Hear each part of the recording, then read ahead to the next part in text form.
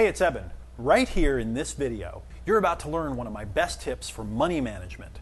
For more advice and tips to help you with money and creating wealth, just click the link you see in this video or go to ebenpagan.com. Let's say I wanted to raise some money and I didn't know what I didn't know. What would my first step be? The first step would be, don't underestimate the amount of time it takes to do it. It takes a lot of time. And that's not a bad thing. You just have to know it. You just have to know that's the case. Especially if you're a CEO entrepreneur, your head's down, grinding away at your business every day. You just have to know how much time it's going to take. There's a lot of meetings, there's a lot of follow-up, there's a lot of paperwork, there's a lot of legal issues, there's a lot of spreadsheets to make, there's a lot of projections to make, there's a lot of stuff to do. So don't underestimate the amount of time it takes. People say yes, and then it could take 3 months to actually get them to write that check and to sign that paperwork. So thinking about raising money, and it actually doesn't matter how much it is. You might say, well, I'm only raising $1 million. I'm not raising $100 million. It actually doesn't even matter. Sometimes it's harder to raise $1 million than it is $100 million. It sounds crazy, but it's true. So it's important to recognize it takes time. It could take up to 6 months to raise money. That's been the case in several of our fundraising efforts. Now, that's going to be a function of a few things. One is how much you are trying to raise, but what valuation are you trying to get for your company? Do you think your company is worth $1 billion and you just started it a week ago? It's going to be tough to raise money.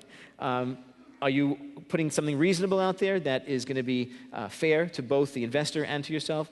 Then it might take faster. So there's a lot of details in that, but the first thing to recognize is it's going to take time to do. Set aside the time, and in certain cases, get help in that process. So that means, number one, get a great law firm. Get a great law firm that can put together those documents and just check off all those different all the paperwork you need to get signed and done. A lot of those are forms, by the way. This stuff has been done 1 million times before. So any law firm, any corporate law firm, worth its muster will have these forms ready to go. You don't have to pay huge amounts of money for these things. So make sure you ask, do you have a form, investment agreement, subscription agreement ready to go?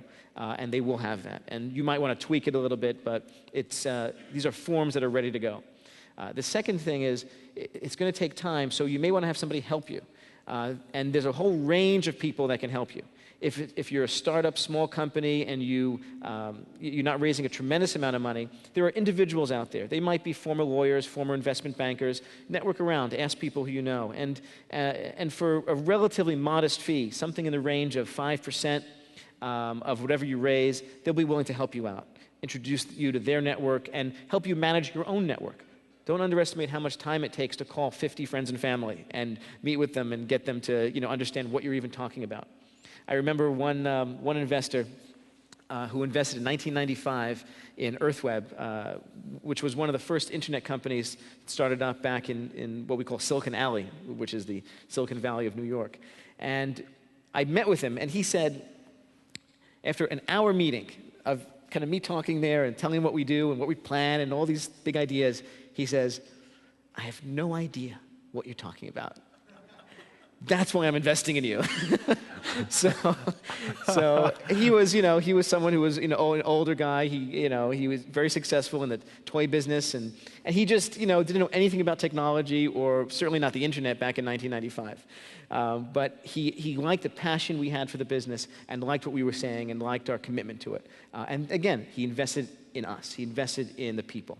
And the fact that he didn't understand it actually made him feel comfortable, because he said, if I understand it, it's probably not a good idea. So that actually worked out really well. And today continues to be a good friend and shareholder in all of our businesses. Kind of the opposite of Warren Buffett's theory, huh? That's right. Totally different theory to that. Seems like it works, though. I mean, it worked for him. The right people. Yeah, right. Interesting. And so let's say I am interested in raising some money. From your experience and seeing companies that have done it, I hear that there may be a dark side to it. There may be some challenges in some places, things that you wouldn't know that you don't know. Yeah, it's like anything, there's two sides to everything. Most of that has to do with who invests in your company. And just as they're investing in you because they trust you, you should only take money from people who you trust. Because any experience in a company is going to be up and down.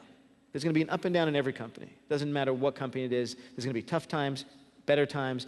And so what is the disposition? What's the attitude of your investor going to be when times are tough?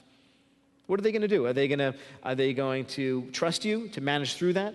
Or are they going to get all nervous, come in, and try to take over the company? Right? That happens every single day. And you just have to make sure you have the right kind of investor who thinks like you do, right? Who has the same time horizon is one thing to look at. How long are they expecting their investment to be in the company before they're going to want a return on it? It might be 1 year, it might be 10 years. And there's no right or wrong to this, but you just have to be on the same page as your investor. If you're starting a technology company, it might take a little longer. It might take 5, 7 years to build that up to where it's going to be something that's sellable. If you're starting another type of company, maybe it's going to take only a year or two, and that's fine. Are they going to want some kind of dividend every year? Again, for a technology company that operates at a loss for a period of time before it hits that curve, that's going to be a tough thing to deliver on, a dividend or some kind of interest yield. But if it's, a restaurant chain that you're opening and you first 6 months you're investing and next thing you know you hit some profit, okay, then maybe you can give an annual dividend in that type of scenario and then go back to them and open your second store and open your third store, right? So you have to know the mentality and the mindset of your investor that comes in. That will avoid, I think, 90% of any problems you might have with that particular, with the life of your company from that point of view.